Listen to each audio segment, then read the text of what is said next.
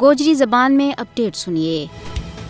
بھارتی غاصب حکومت کی یا کوشش رہی ہے کہ وہ کشمیر میں اپنا مکروہ اور سیاہ کرتوتا نہ چھپا کے سب اچھا کی رپورٹ دے کے دنیا کی اکھیاں میں توڑ گلتی رہے۔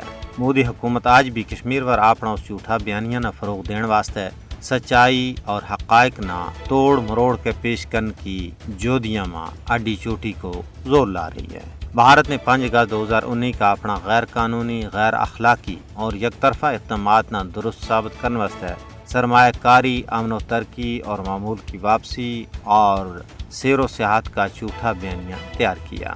ہندوستان کی یہ بھرپور کوشش ہے کہ وہ ایک ایسی خاکہ سازی کرے جس میں لگے کہ کشمیر دنیا کو مجھ پرامن علاقہ ہے اور اس میں دنیا پر سیلانی آ سکیں، لیکن حقیقت یہ ہے کہ وہ سب کوئی معمول کے خلاف ہے۔ کشمیر کی زمینی صورتحال بھارت کی طرف رچائی گئی معمول کی واپسی کا بھارتی کھوکھلا دعویٰ کی بالکل نفی کر رہی ہے۔ کشمیر میں امن و ترقی اور معمول کی واپسی کا بھارتی دعویٰ ایک مذاق ہی بن کر رہ گئے ہیں۔ دنیا اور بھارت کی مکاری و عیاری پر یقین کرنے واسطے قطعاً تیار نہیں ہے۔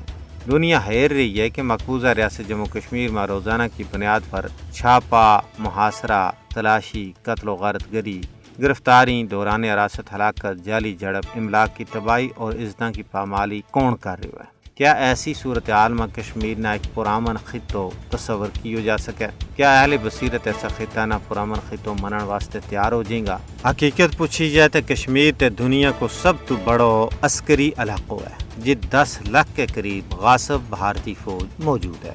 دوسری گل یہ ہے کہ کشمیری سیل شیل اور امن و ترقی کے ہرگز خلاف نہیں ہے، بلکہ ان کو بنیادی مطالبوں اقوام متحدہ کے زیر اہتمام رائے شماری ہے۔